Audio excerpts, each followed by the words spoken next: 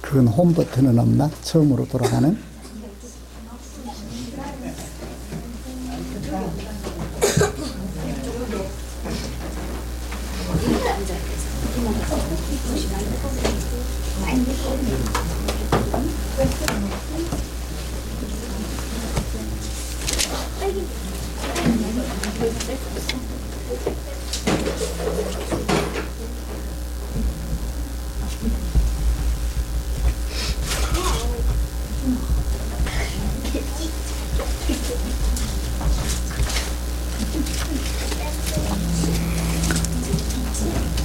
예, 시간이 되었습니다. 우리 다 같이 찬송가 9장 펴시고 일어나셔서 4절 부르심으로 주일 오전 예배를 하나님 앞에 드리겠습니다.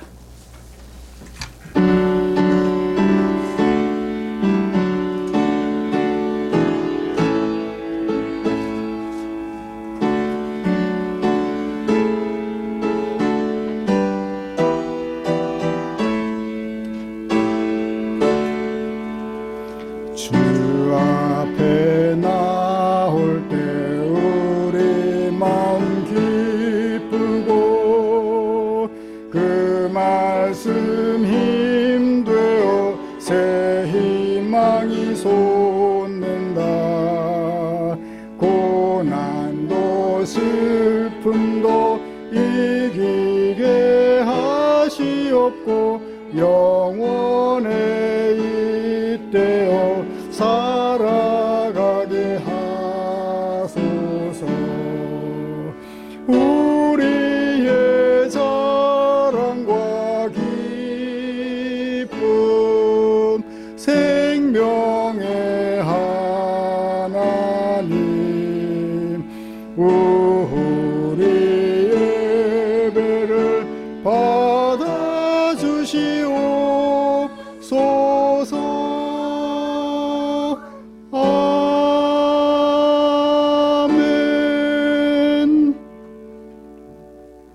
여호와께 노래하라. 너희는 여호와를 찬양하라. 가난한 자의 생명을 행악자의 손에서 구원하셨음이니라. 아멘. 전능하사 천지를 만드신 하나님 아버지를 내가 믿사오며 그 외아들 우리 주 예수 그리스도를 믿사오니 이는 성령으로 잉태하사 동정녀 마리아에게 나시고 본디오 빌라도에게 고난을 받으사 십자가에 못 박혀 죽으시고 장사한 지 사흘 만에 죽은 자 가운데서 다시 살아나시며 하늘에 오르사 전능하신 하나님 우편에 앉아 계시다가 저리로서 산자와 죽은 자를 심판하러 오시리라. 성령을 믿사오며 거룩한 공회와 성도가 서로 교통하는 것과 죄를 사하여 주시는 것과 몸이 다시 사는 것과 영원히 사는 것을 믿사옵나이다. 아멘. 찬송가 48장입니다.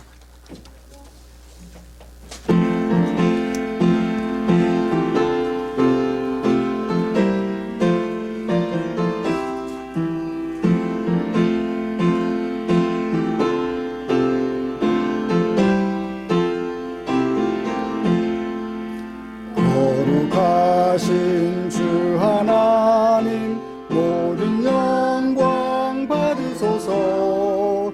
주의 자녀 함께 모여 경배 찬송 드립니다. 전능하사 천지 만물 창조하신 우리님 찬양하며 드리오니 우리의 예배 받으소서. 자비하신 주 하나님, 모든 영광 받으소서. 죄와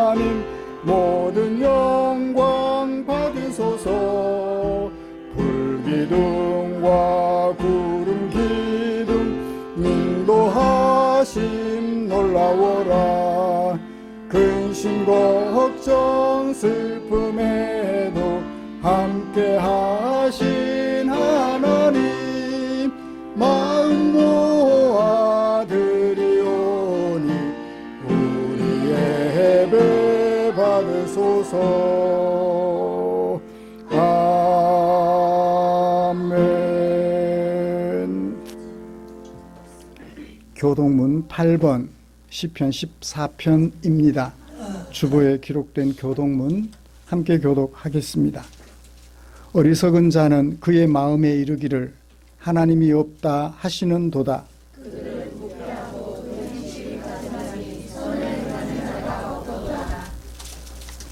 여호와께서 하늘에서 인생을 굽어 살피사 지각이 있어 하나님을 찾는 자가 있는가 보려 하신즉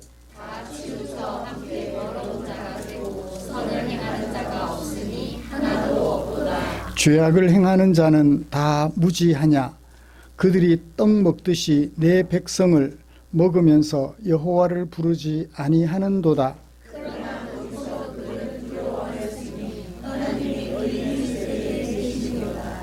너희가 가난한 자의 계획을 부끄럽게 하나 오직 여호와는 그의 피난처가 되시도다.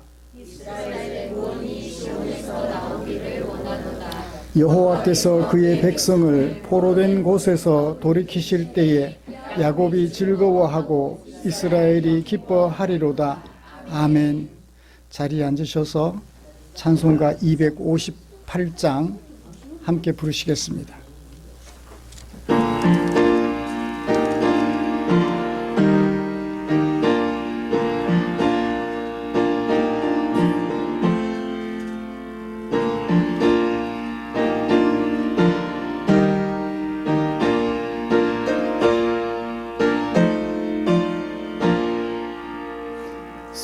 샘물과 같은 보혈은 주님의 피로다.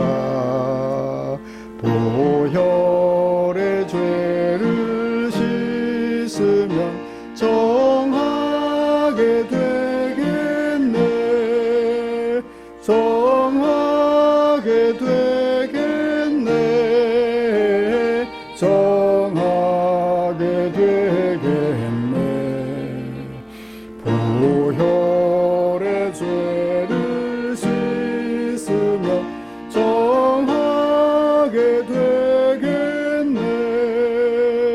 저도적 회개하고서 보혈에 씻었네. 저도적 같은 이 몸도 죄 씻기 원하네. 죄 씻기 원하네. 죄 씻기 원하네. 저도적 같은 이 죄 씻기 원하네. 죄속함 받은 백성은 영생을 얻겠네.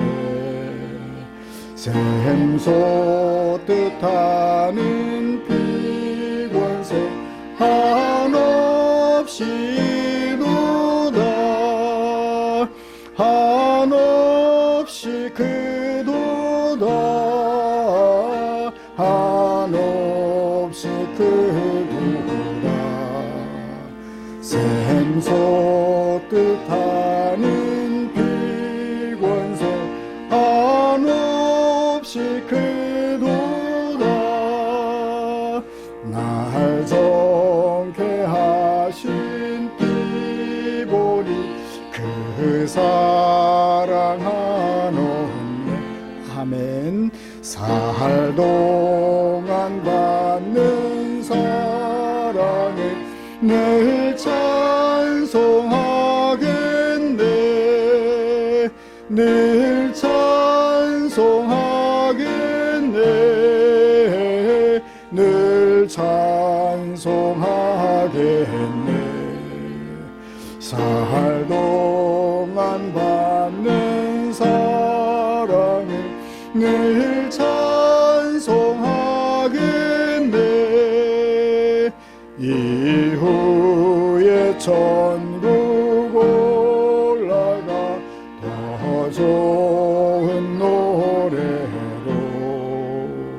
날 구속하신 은혜를 늘 찬송하겠네. 늘 찬송하겠네. 늘 찬송하겠네. 날 구속하신 은혜를 늘 찬송하겠네. 날 구속하신 은혜를 날 구속하신 은혜를 늘 찬송하겠네.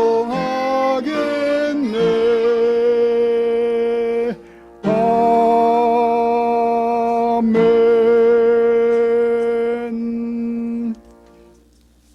이 시간에는 안혜광 집사님 나오셔서 우리를 대표하여 기도해 주시겠습니다. 기도드리겠습니다. 사랑과 은혜가 충만하신 하나님 아버지, 저희들이 이 자리에 모였습니다. 주께 온전한 마음으로 예배 드리게 하심을 참으로 감사드립니다. 각 가정에서 가지고 있는 많은 고민과 어려움들 이 자리에서 다 내려놓고 온전히 주님께 집중하여 하나님의 말씀을 가득 담아가는 귀한 시간이 되기를 소망합니다. 민족 명절을 맞이하여 각지로 이동하는 가운데 안전하게 지켜주시고 저희들의 각 가정이 주 안에서 평안하기를 간절히 소원합니다. 믿지 않는 가족이 있다면 그들이 하나님께로 향할 수 있도록 저희들이 통로가 되기를 원합니다. 늘 기도하고 본이 되며 감사하고 헌신함으로 온 가족이 하나님께로 향할 수 있도록 저희들을 이끌어 주시고 저희들을 사용하여 주시옵소서. 아멘. 어려운 이 시국 가운데서도 저희들을 주의 자녀로 삼아 주시고 각 자리에서 잘 살아가게 하심을 참으로 감사드립니다. 살아가는 것의 목적이 무엇인지 잊지 않도록 하여 주시옵소서. 회개하는 것은 저희가 다른 사람과 경쟁하여 그들보다 먼저 못에 들어가기를 생각하고 있지 않았나 다시 한번 돌아봅니다. 내 병을 낫기 위해서라면 다른 사람의 안위는 중요한 것이 아니고 내가 먼저 들어가기 위하여 거짓한껏 노리고 있었습니다. 주여 회개하옵니다. 저희 자녀들을 바라볼 때에도 세상에서 싸워서 이기기를 바라고 다른 사람보다 앞서가기를 바랬던 마음을 돌이켜봅니다. 주여 저희들이 살아있는 것이 무엇을 위함인지 놓치지 않도록 하여 주시옵소서. 기적을 쫓지 않게 하시고 표적을 바라보며 하나님께서 무엇을 위하여 이 모든 사건을 일으키시는지를 말씀을 통하여 돌아볼 수 있도록 하여 주시옵소서.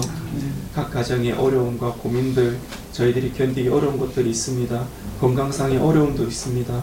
주여 저희들이 강건하게 이겨나갈 수 있도록 저희들을 말씀으로 무장하여 주시옵소서. 말씀을 통하여서 또 목사님께서 말씀을 전하실 터인데 그 말씀을 늘 가슴에 새길 수 있도록 하여 주시옵소서. 저희들이 예배를 시작합니다. 이 예배의 시작과 끝이 온전히 주님께 있음을 고백합니다. 이 모든 말씀 우리를 구원하신 예수 그리스도 이름으로 기도드려 사옵나이다. 아멘.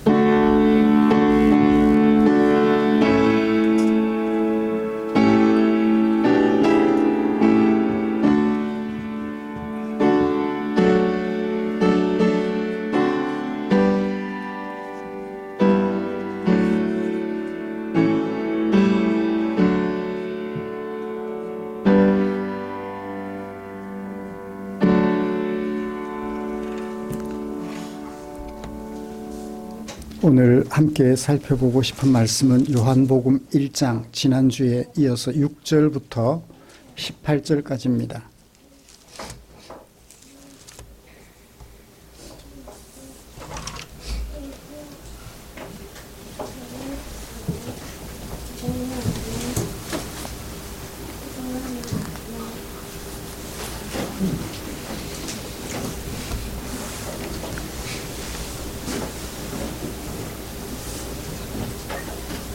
다 찾으신 줄 알고 한 절씩 교독하겠습니다. 하나님께로부터 보내심을 받은 사람이 있으니 그의 이름은 요한이라.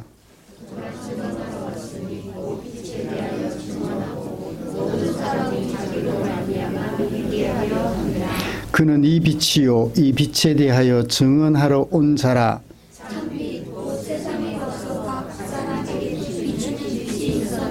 그가 세상에 계셨으며 세상은 그로 말미암아 지은 바 되었으되 세상이 그를 알지 못하였고 영접하는 자 곧 그 이름을 믿는 자들에게는 하나님의 자녀가 되는 권세를 주셨으니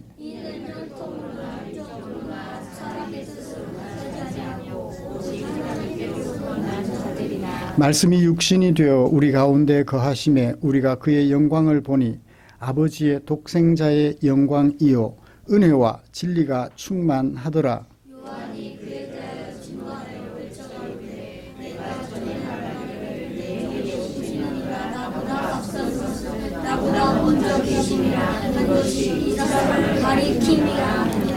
우리가 다 그의 충만한 데서 받으니 은혜 위에 은혜로라.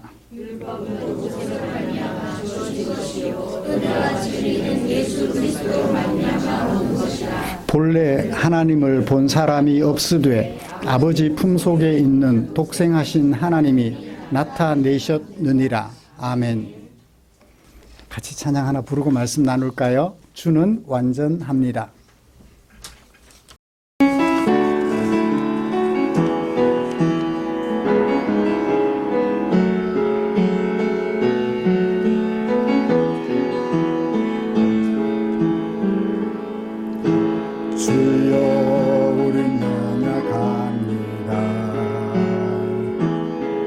우린 오늘을 힘겨워합니다.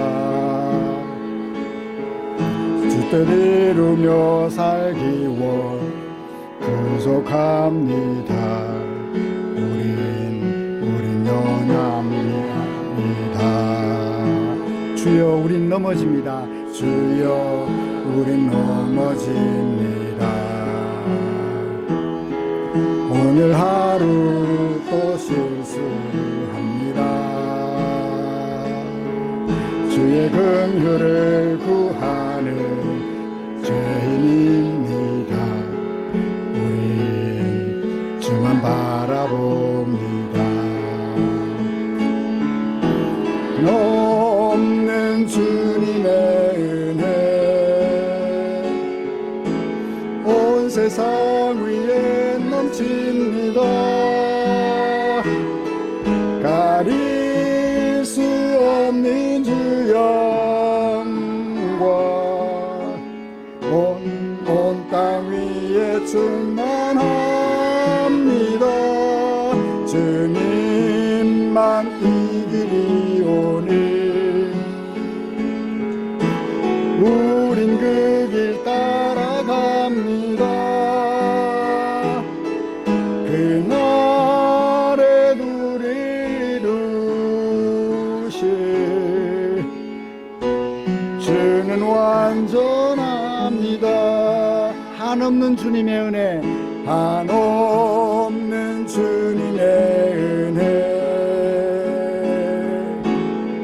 온 세상 위에 넘칩니다. 가릴 수 없는 주 영광 온 땅 위에 충만합니다. 주님만 이리오니 우린 그 길 따라갑니다. 그날에 우릴 이루실 주는 완전합니다.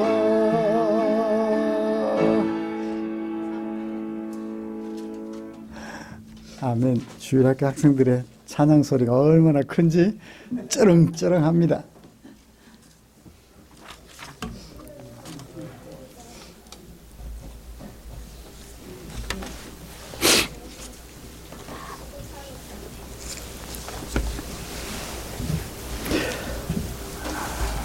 우리는 지난주에 하나님과 함께 계신 유일한 분으로서 참 생명이 되시는 예수님이 말씀으로 계셨다는 사실을 살펴보았습니다.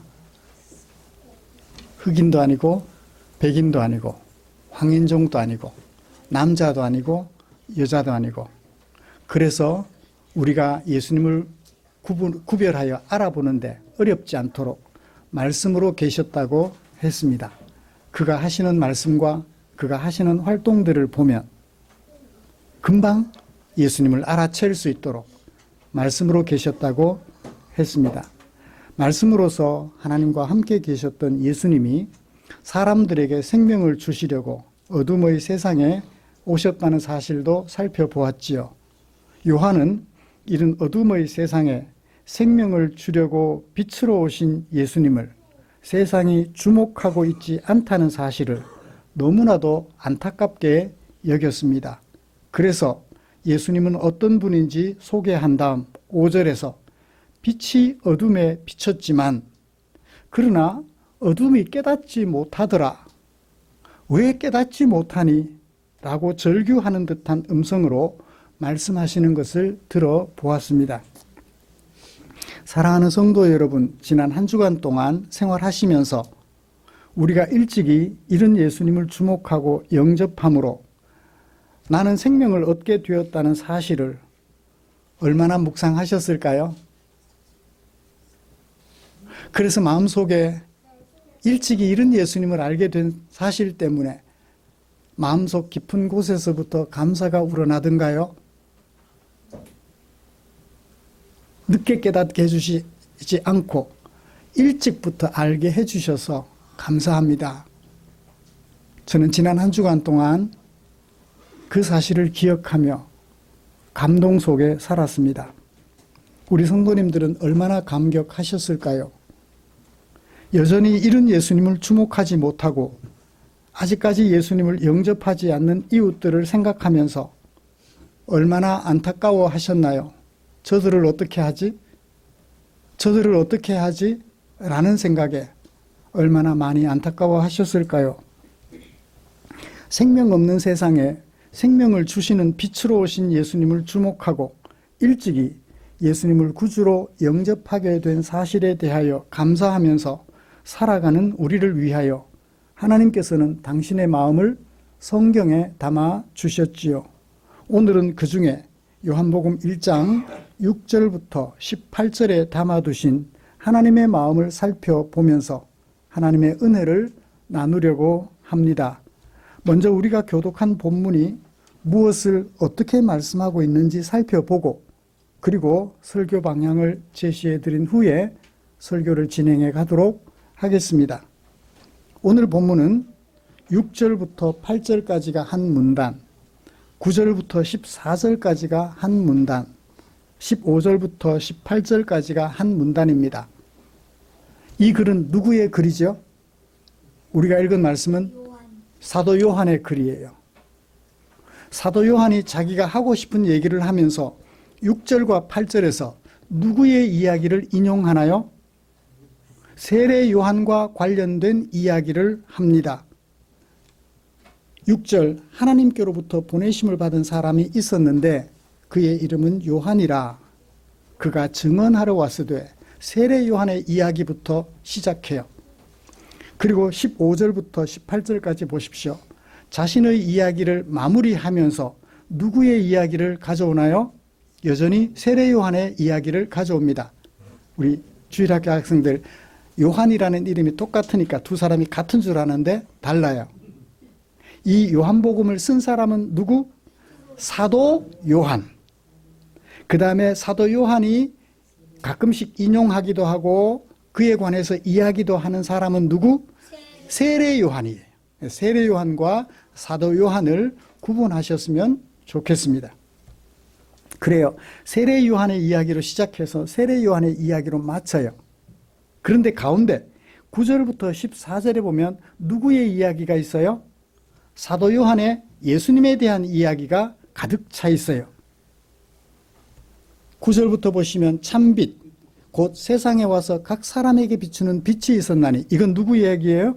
사도 요한의 이야기예요. 사실은 사도 요한이 9절부터 14절까지 이 얘기만 하고 싶었는데 앞에 누구도 이야기해요? 세례 요한에 관한 이야기도 하고 끝에 가서 또 세례 요한에 관한 이야기도 해요. 결국 사도 요한이 세례 요한의 이야기를 가져오고 가운데 예수님에 대한 이야기를 하고 있는 것은 무슨 얘기를 하고 싶어서? 예수님에 대한 이야기를 하고 싶어서 세례 요한 이야기를 거들어서 하고 있는 거예요. 5절에서 뭐라고 했다고요?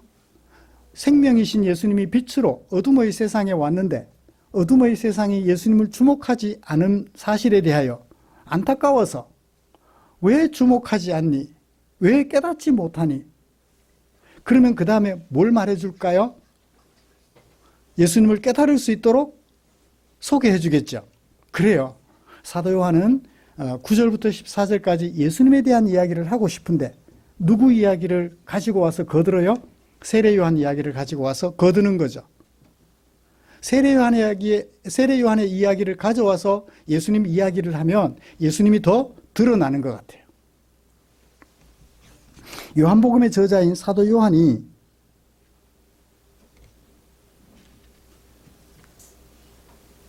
빛이신 예수님이 어둠의 세상에 오셨지만 그 예수님에 대하여 주목하지 못하는 세상을 안타까워하면서 요한복음의 독자들인 교회를 안타까워하면서 그들에게 예수님을 더 많이 소개해 주려고 한 것 같아요. 이런 말씀을 가지고 먼저 자신의 정체성에 걸맞게 활동하는 세례 요한의 모습 6절부터 8절까지 15절부터 18절까지 말씀을 통해서 자신의 정체성, 하나님으로부터 보냄받은 사람으로서 자신의 정체성에 걸맞게 활동하고 있는 세례 요한의 모습을 먼저 살펴보려고 합니다. 그리고 이어서 세례 요한과 비교할 수 없는 과연 세례 요한 얘기를 왜 했을까라는 거죠. 거기에 좀 집중하고 싶었어요. 그 당시 세상에서 가장 인기 있는 사람이 누구였을까요? 보다 아직까지 예수님은 뜨는 해예요. 그 당시 마음껏 활동하고 있었던 사람 누구? 그래요. 세례 요한이에요. 사람들이 세례 요한에게 구름대처럼 몰려들었어요. 오, 대단한 사람 같아 보였거든요. 그래서 그 당시 사람들에게 인기를 독차지하고 있던 세례 요한 이야기를 가져와서 사실은 누구 얘기를 하고 싶어요? 예수님 얘기를 하고 싶은 거예요. 세례 요한 대단한 거 맞아. 그가 한 말도 정확해. 그런데 그보다 누가 더 뛰어나? 예수님이 더 뛰어나시다. 저녁마다 손자들하고 묵상을 하는데 이렇게 질문을 하면 대답을 참 잘해요. 이게 버릇이 돼서 우리 설교하면서도 질문을 자꾸 제가 던지고 있는데 대화를 좀 만들어 보자고, 함께 생각을 공유해 보자고 지금 계속 그렇게 하고 있습니다. 그래요.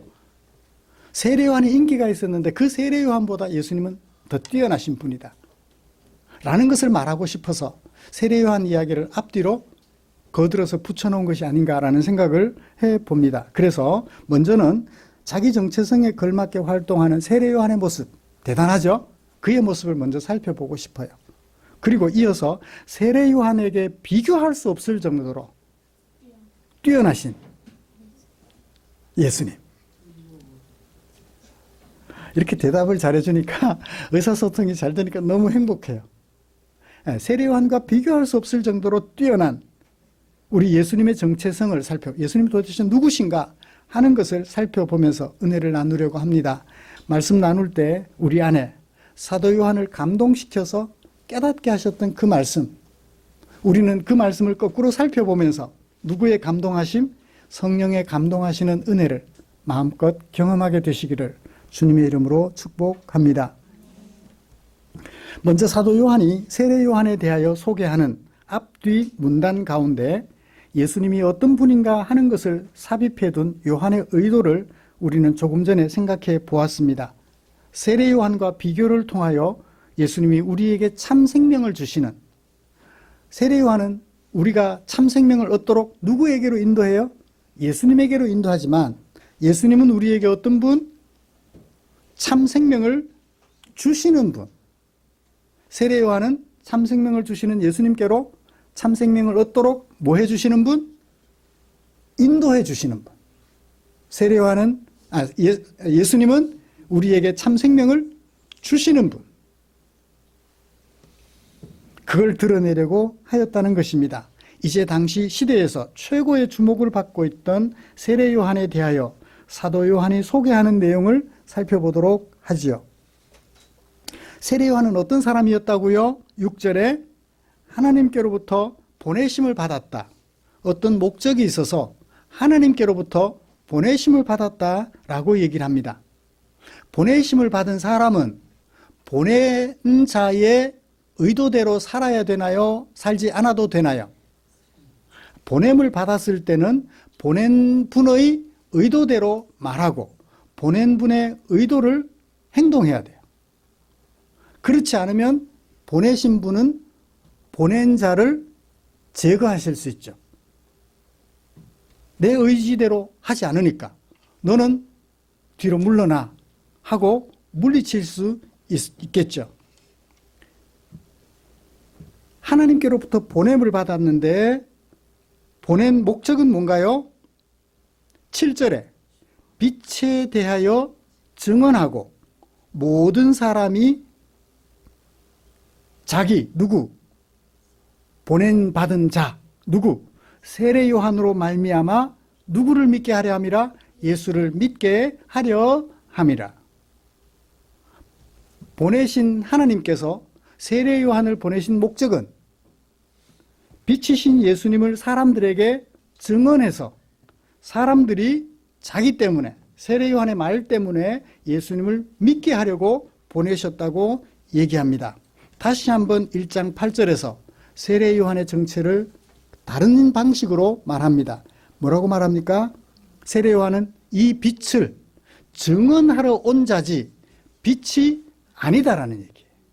그러니까 보냄받은 자요, 빛에 대하여 증언하러 보냄받은 분. 목적은 자기가 하는 말 때문에 사람들이 예수를 믿도록 도와주는 사람.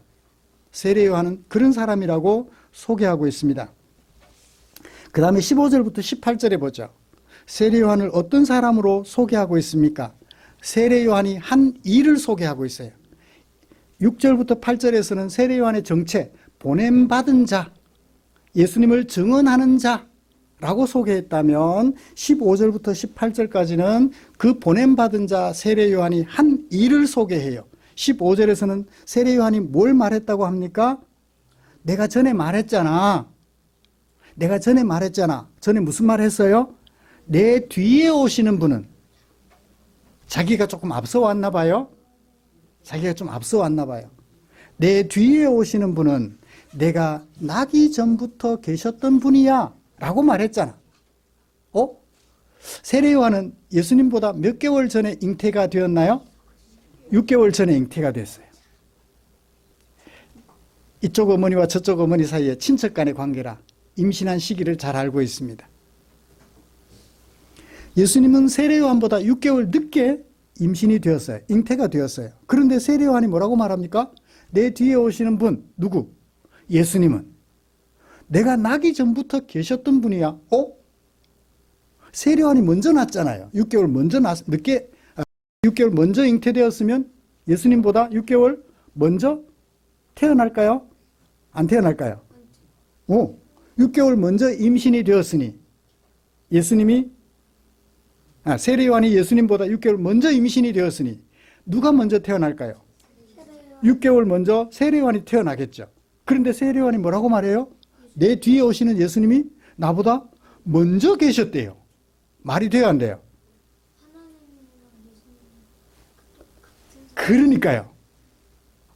사람의 몸으로 임신된 것이 먼저라는 얘기가 아니고 태초부터 하나님과 함께 계셨으니 나보다 먼저 계셨던 분이죠. 그래서 세례 요한은 정확하게 예수님에 대한 증거를 합니다. 비록 내 뒤에 오셨지만 나보다 6개월 늦게 태어나셨지만 그분은 하나님과 함께 계셨던 분으로서 나보다 먼저 계셨던 분이야. 정확한 말이에요? 틀린 말이에요? 정확한 말이에요. 이렇게 대화가 되니까 재미가 있잖아요. 정확한 말이었어요. 그 다음에 세례 요한이 무슨 말 했나요? 18절, 매우 중요한 이야기입니다. 세례 요한이 말하기를 본래, 아니 지금까지라고 하는 게 번역이 좋아요. 지금까지 하나님 본 사람 있어요, 없어요? 없어요. 굳이 본 사람을 찾는다면 모세를 찾을 수 있는데 잠깐 앞모습도 아니고 뒷모습만, 하나님께 앞모습 뒷모습이 있나요? 그냥 글로 이해하기 쉽도록 뒷모습만 보았다.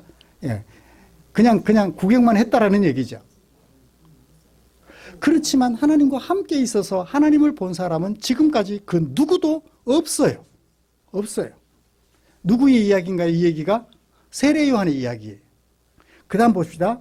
아버지 품속에서 독생하신 하나님이 나타내셨다. 누구를? 하나님을. 아버지 품속에 독생하셨던, 아버지 품속에서 독생하셨던 예수님이 하나님을 누구에게? 우리에게 나타내 보이셨다. 무엇으로? 유대인이라는 그것으로? 남자라는 그것으로? 뭘까요? 뭘로 나타내셨죠? 말씀으로. 말씀으로. 예수님이 하나님과 함께 계실 때 뭘로 계셨다고요? 말씀으로 계셨다 했잖아요. 말씀으로 하나님이 어떤 분인지를 우리에게 나타내 보여주셨어요. 말씀으로, 말씀에 따라 행동하심으로, 말씀에 따라 활동하심으로 하나님이 어떤 분인지를 나타내 보여주셨어요. 어제 우리 묵상했던 말씀, 베데스다 목가에서 38년 동안 천사가 내려와서 물이 동하게 되면 그때 먼저 뛰어들어, 집사님 기도하실 때도 했습니다만, 먼저 뛰어든 사람이 낫는다는 얘기가 있어요. 지금까지 낳은 사람이 있었는지 없었는지는 모르겠지만 그런 얘기가 있었나 봐요. 38년 동안 그 자리에 나왔을 거 아니에요. 한 번도 성공했어요, 못했어요? 다른 사람이 먼저 뛰어들고 자기는 뛰어들어 본 적이 없는 거예요.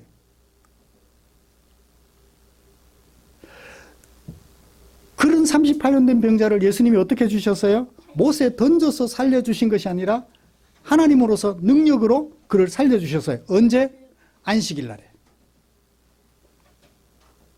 잠깐 설명할게요. 안식일의 목적은 쉬는 게 목적이 아니에요. 쉬는 것을 통해서, 우리 주일학교 학생들은 알아요. 쉬는 것을 통해서 종이나 자유자나 모두 다 하나님에게, 하나님 앞에서 어떤 백성? 평등한 백성이라는 것을 인식하게 하는 날이에요. 안식일 날 쉬는 것을 목적으로 이해하고 주일날은 일하면 안 돼라고 이해하시면 잘못된 거예요. 일하지 않는 것은 도구이고, 남편이나 아내나 아들이나 자녀나 부모나 우리 집에서 일하는, 요즘은 그런 게 없지만 종이나, 요즘은 뭐 종업원이죠. 경영자와 고용인과 피고용인의 관계겠죠. 그날만큼은 쉬는 것을 통해서 고용인이나 피고용인이나 평등한 존재다. 돈으로 내가 너의 목숨을 샀다라는 그런 관계가 아니라 평등하게 하나님 앞에서 대등한 존재라는 것을 확인시키고, 그 마음을 일주일에 한 번 가지면서 평일날 어떻게 하라고? 여섯 동안 계속 그 마음으로 살아라고. 그것을 기억하게 하는 날이 무슨 날? 안식일날. 안식일에 아픈 사람이 있으면 돼야 안 돼요? 하나님이 편안히 쉴 수 있어요, 없어요? 없어요.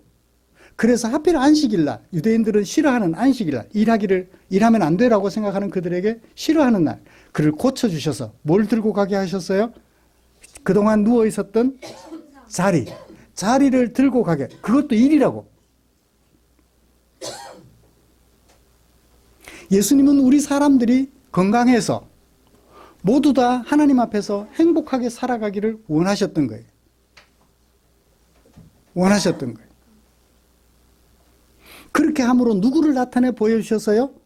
하나님의 마음을 나타내 보여주신 거예요. 예수님은 말씀으로 하나님이 어떤 분인지 드러내 보여주셨고, 말씀에 따른 활동을 통하여 하나님이 어떤 분이신지를 나타내 보여주신 거예요. 베데스다 목과 38년 된 병자를 안식일에 고쳐주시는 것을 통해서 모든 사람들이 뭘 하게 어떻게 되기를 원하신다? 건강하게 살아가기를 원하신다는 아버지의 마음을 나타내 보여주셨던 거죠.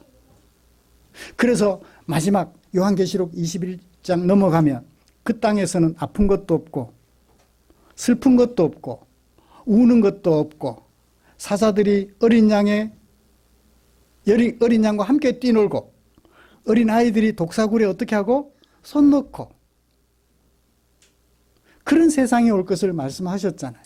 그런 하나님의 마음을 예수님은 자신에게 입에서 나오는 설교와 자신의 손으로 하는 모든 활동들을 통해서 하나님이 어떤 분이신지를 나타내 보여주었다라고 사도 요한은 소개하고 있습니다. 자, 이런 활동들을 했더니 세례 요한의 인기는 어땠을까요? 그렇죠. 요한복음에는 없는데 마가복음 1장 5절을 보면 누가 빨리 한 사람 찾아서 읽어주실래요? 마가복음 1장 5절. 가나다라 마가 아니고 신약성경 마태 마가복음이에요. 내가 제일 먼저 찾을 거야. 찾아서 큰 소리를 1장 5절 읽어주세요. 1장 5절. 온 유대 지방과 예루살렘 사람이 다 나아가 자기 죄를 자복하고 요단강에서 그에게 세례를 받더라. 여기 그에게는 그는 누굴까요? 세례요. 세례 요한이에요. 온 유대 지방과 예루살렘에서 모든 사람들이 누구에게 나아가? 세례 요한에게 나아가서 자기 죄를 자복하고 세례 요한에게 세례를 받더라. 세례 요한은 요단강에 강속에 들어가서 하루 종일 찾아오는 사람들에게 세례를 베푼. 한두 사람 왔다고 하나요? 온 유대와 예루살렘에서 많은 사람들이 이렇게 하나님으로부터 보냄받은 사람으로서 활동을 했더니 인기가 하늘을 높은 줄 모르고 올라가요. 그럼에도 불구하고 인기가 많으면 뭐가 생길까요? 수학 선생님 정승재, 인기가 많으니까 뭐가 생겨요? 돈이 많이 생겨요. 어떻게 알아? 인기가 많으니까 돈이 많이 생겨요. 그러면 대궐 같은 집을 짓고 그렇게 살아갈 수 있잖아요. 그런데 세례 요한은 어떻게 했을까요? 마가복음 1장 6절 그 다음에 보면 읽어주세요. 마가복음 1장 6절 혹시 안 덮었으면 마가복음 1장 6절 요한은 낙타털 옷을 입고 허리에 가죽띠를 띠고 메뚜기와 석청을 먹더라. 예, 무슨 옷을 입었다고요? 낙타털로 만든 옷을 입었대요. 여러분 낙타털로 만든 옷은 비쌌을까요? 아니요. 한 3천만 원쯤 하나요? 보통 사람들 그 당시 우리 영화 같은 걸 보면 그 벤허라든지 이런 영화들을 보면 왕족이나 귀족들 어떤 옷을 입어요? 비단 옷을 입잖아요. 그 당시에도 그런 옷들이 있었나 봐요. 그런 인기가 하늘 높은 줄 모르고 올라가고 돈이 생기면 이런 옷을 입고 다닐 것 같은데 호의호식하며 살 것 같은데 그는 낙타 털로 만든 옷을 입었고 보통 사람들이 입는 베옷이 아닌 짐승 털로 만든 옷을 입었고 먹는 것은 그의 주식은 보통 사람들은 빵을 먹는데 메뚜기를 먹고 메뚜기는 들에 널린 거잖아요. 들에 널려 있는 것이 메뚜기예요. 그 메뚜기를 잡아서 저도 어릴 때 논에서 메뚜기 잡아가지고 불에 살짝 그슬러서 날개만 태우면 맛있어요. 메뚜기. 근데 그 메뚜기 간식이지 주식은 아니잖아요. 근데 그 메뚜기를 주식으로 먹고 석청, 야생 꿀을 따먹으면서 생활했대요. 그러니까 집에도 잘 안 들어갔던 것 같아요. 근데 물속에 날마다 살았으니 몸은 깨끗할 것 같아요. 여러분, 이런 세례 요한을 보면서 우리가 생각하게 되는 소감은 뭐예요? 자신의 신분에 걸맞게 자신을 드러내지 않고 자신을 보내신 하나님의 의도를 따라 누구를 드러냈어요? 예수님을 드러냈어요. 제가 가운을 설교하면서 가운을 입지 않는 이유가 그것 중에 하나이기도 해요. 제가 좀 이렇게 가운을 입고 하기까지 따가지고 하기 이게 띠까지 두르면 어때 보여요? 뭔가 좀 믿음직스러워 보이겠죠? 제가 믿음직스러워 보이기보다는 제가 소개하는 이 말씀이 여러분들 앞에 거룩하고 아름다운 말씀으로 비춰지기를 원하여 안수받는 그 순간부터 지금까지 가운을 입어본 적이 없습니다. 제가 전하는 이 성경 속에 있는 말씀이 거룩하고 아름답다는 것을 드러내려고 저는 뒤로 사라지는 그런 마음으로. 여러분, 이런 세례 요한을 보면서 우리가 어떤 생각을 하게 되나요? 느끼는 소감은 어떤 것이 있죠? 이 세상에는 사람들이 조금만 자기를 따르고 자신의 말을 순종해 줄 것 같으면 자신을 메시아로 착각하는 사람들이 있어요. 메시아처럼 행동해요. 내가 아니면 이 교회가 이렇게 커질 수 있었어? 우리 교회도 대단히 크다고 생각하거든요. 하나님의 백성들이 이만큼 있잖아요. 여러분, 3,000명 있고 5,000명 있어야 크나요? 하나님의 사람들이 크면 큰 거예요.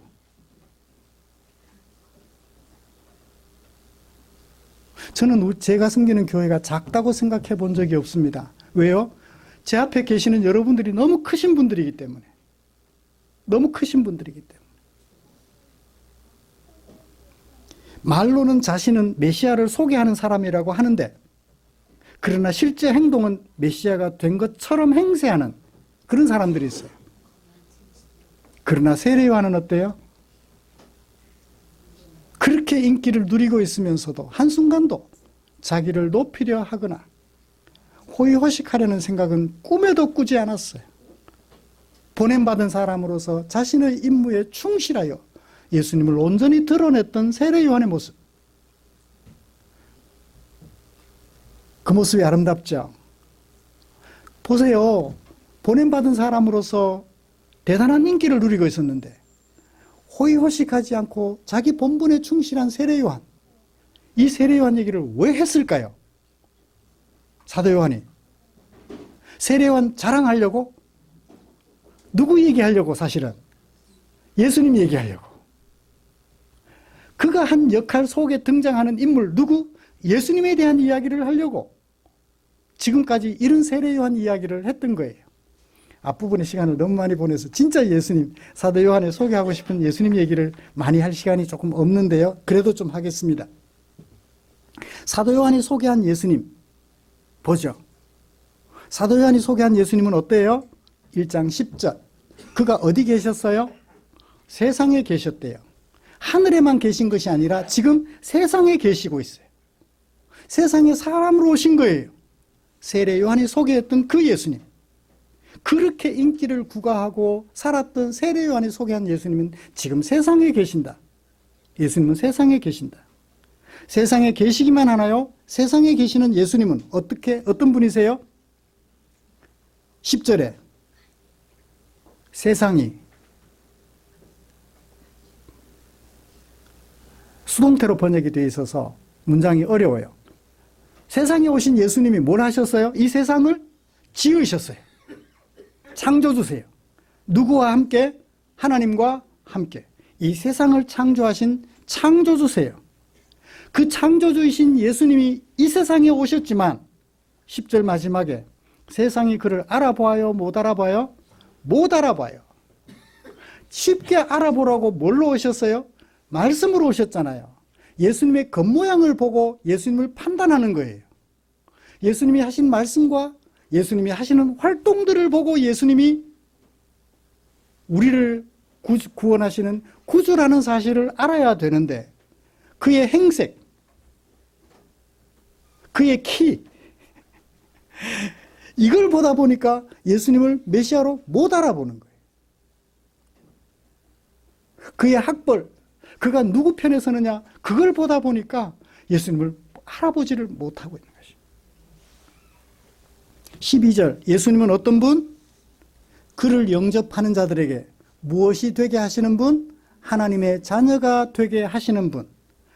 예수님을 믿으면 예수님을 믿는 사람에게 뭐가 되게 하시는 분? 하나님의 자녀가 되게 해 주시는 분이다. 그렇게 말씀하고 있습니다. 하나님을 나타내 보여주실 뿐만 아니라 그를 믿는 사람에게는 하나님의 자녀가 되는 은혜도 허락해 주시는 분이시라고 소개하고 있지요. 이 말씀이 어디에 계세요? 10절, 세상에 계세요. 이 말씀이 어디에 계세요? 14절, 어디에 계세요? 우리 가운데 계세요. 세상에 계실 뿐만 아니라 우리 가운데 계세요. 예수님의 탁월함을 세례 요한과 비교하는 것만으로도 안타까워서 누구와 비교하나요? 17절. 비교해요.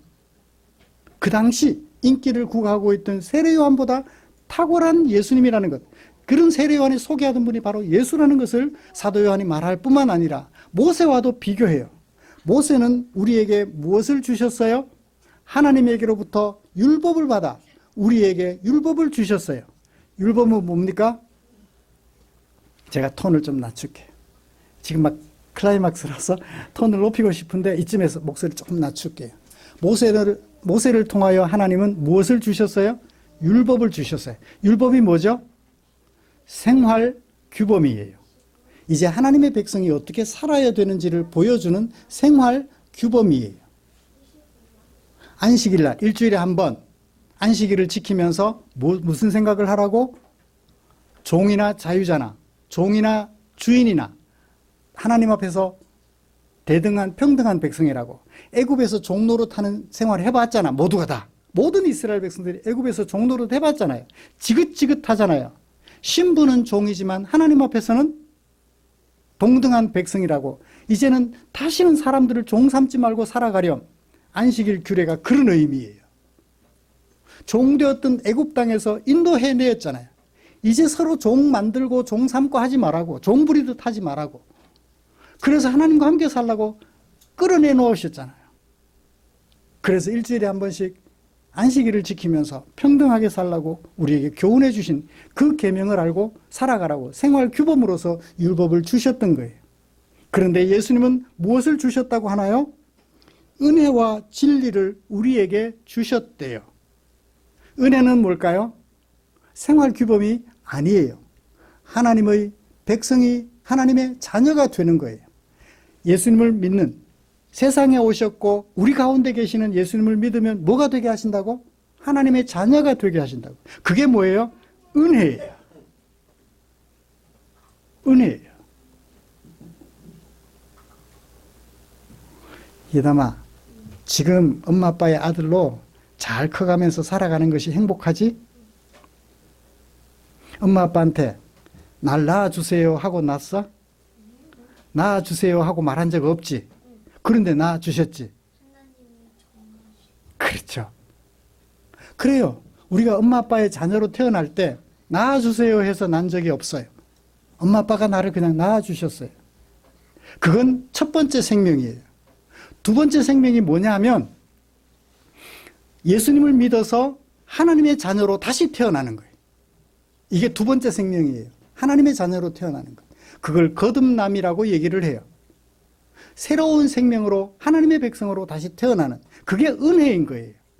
엄마 아빠의 자녀로 태어나는 것도 은혜였지만 예수를 믿어 하나님의 자녀가 되는 것으로 다시 태어나는 것도 은혜라는 얘기예요. 모세가 그걸 주셨나요? 아니에요.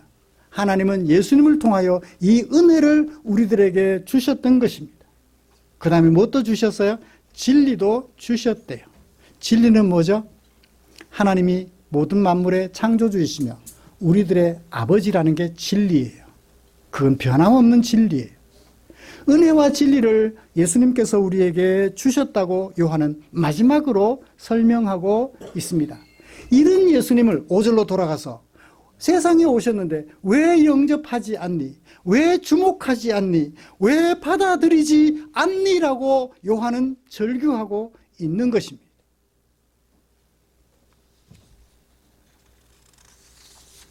말씀을 마치겠습니다. 사랑하는 성도 여러분, 어떤 이가 자신이 우리에게 은혜를 가져다 주는 것처럼 말한다면 그를 가까이 해야 될까요? 가까이 하지 않아야 될까요? 가까이 하지 않아야 될 것입니다. 어떤 이가 우리에게 내가 진리야 라고 말한다면, 자신이 주인인 것처럼, 만물의 창조주인 것처럼 얘기를 한다면 그를 가까이 해야 될까요? 멀리 해야 될까요? 멀리 해야죠.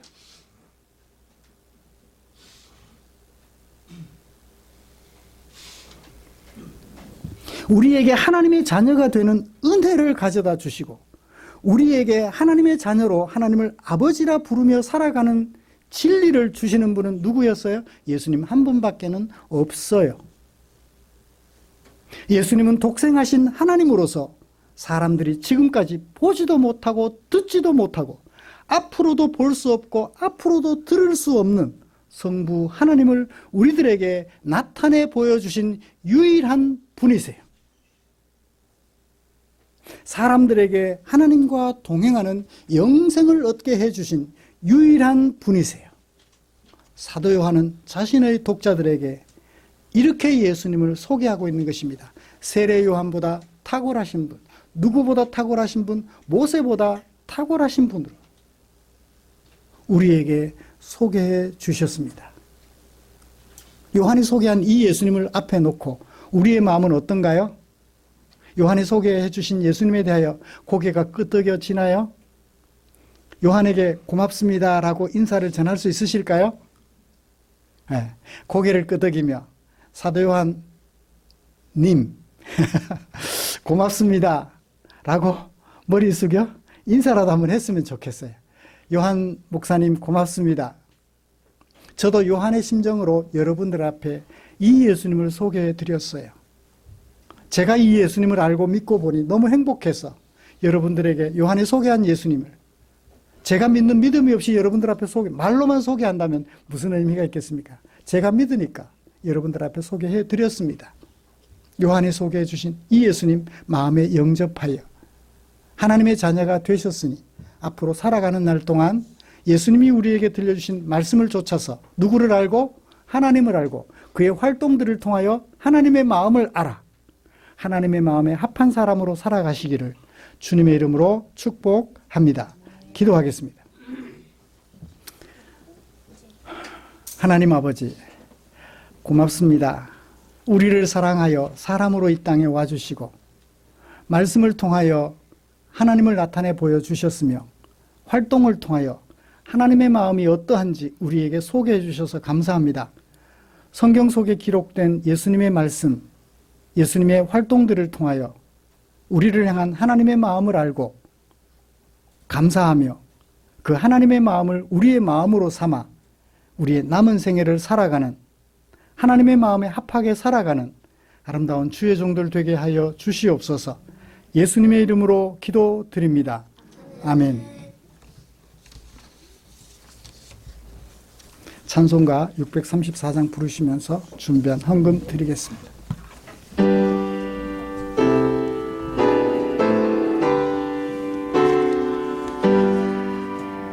모든 것이 주께로부터 왔으니 이 예물을 주께 드리나이다. 아멘.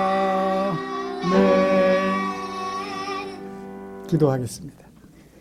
좋으신 하나님 감사합니다.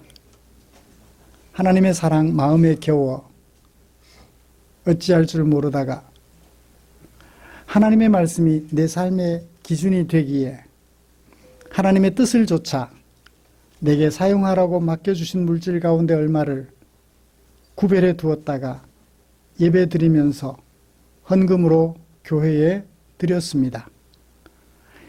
내게 사용하라고 맡겨주신 이 물질이 교회에 드려져서 아름답게 사용됨으로 죽어가는 사람들의 영혼을 살리고 배고파하는 이웃들의 주림을 채워주고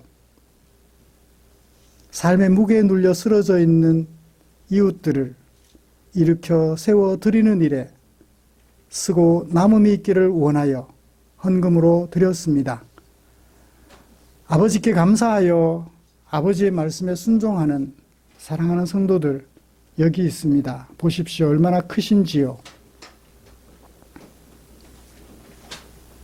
거인으로 하나님의 자녀로서 서가는 우리 성도들을 주께서 꼭 품어주시고 등을 토닥여 주시며 나를 사랑하는 줄 아노라 아브라함에게 들려주셨던 그 음성으로 우리 성도님들의 귀에 쟁쟁하게 들려주시옵소서.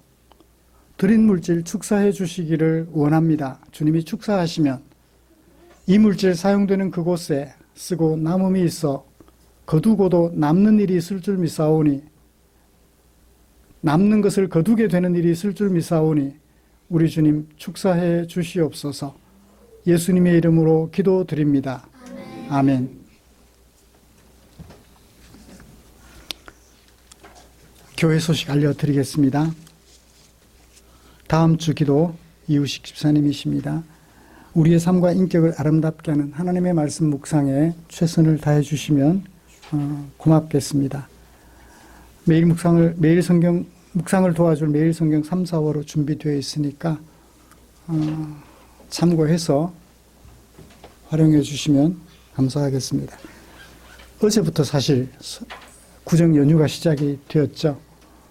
장거리 이동하는 성도님들, 가정들 계실 텐데 안전하게 천천히 이동해 주시고 유익한 명절 보내시기를 하나님 앞에 기도합니다. 곁에 계시는 분들과 인사 나누시죠. 안녕하십니까. 감사합니다. 안녕히 계시고 안녕히 계세요.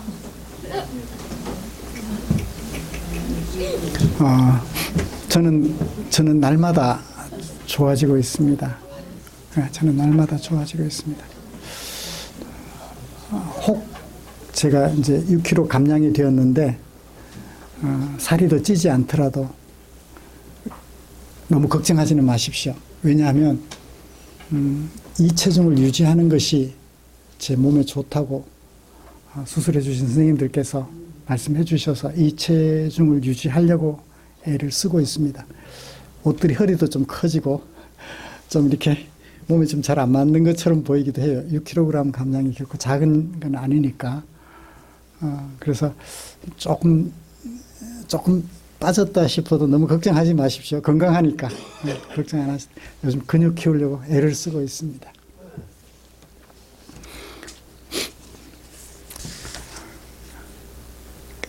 첫째 딸 집에서 지난밤 자고 설교 원고 출력하려고 2층에 올라가는데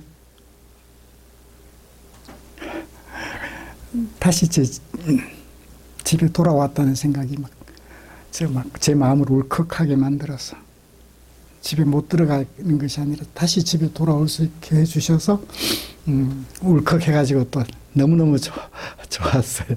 우리 성도님들 뵈니까 더 좋죠. 감사합니다.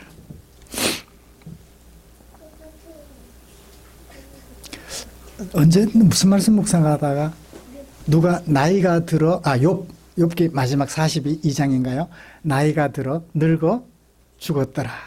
그 말씀 읽고 나이가 들어 늙어서 죽는 것이 아니고 생생하게 젊을 때 저는 아직까지 18살처럼 생각되는데 18살인 것처럼 생각되는데 그렇게 갔으면 어땠을까 하는 욥기 42장 마지막 절을 읽다가 가슴이 찡했어요. 근데 오늘 아침에 집에 올라갔다가 또 감동이 되었어요.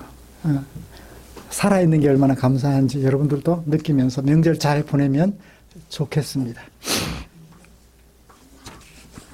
찬송가 57장 부르고 축도함으로 예배를 마치겠습니다. 일어서셔서.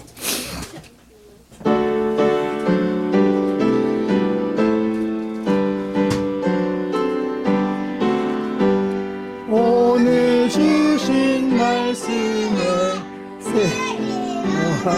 세워서 세상으로 나가서 살아갈 때에 나 혼자 힘을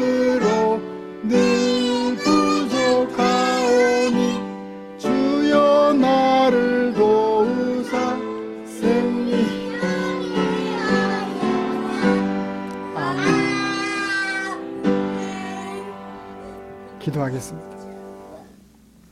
우리 구주 예수 그리스도의 은혜와 하나님 아버지의 지극하신 사랑하심과 성령 하나님의 인도하시고 위로 충만, 교통, 격려하시는 은혜가 이제 우리에게 하나님을 나타내 보여주시고, 그래서 하나님이 보내신 예수님을 믿어 하나님의 자녀가 되는 권세를 마음껏 누리며 이제 하나님의 자녀로서 남은 생에 살아가기로 다짐하며 예배를 마치는 모든 지체들 위해 지금부터 영원토록 함께 계시기를 축원하옵나이다. 아멘.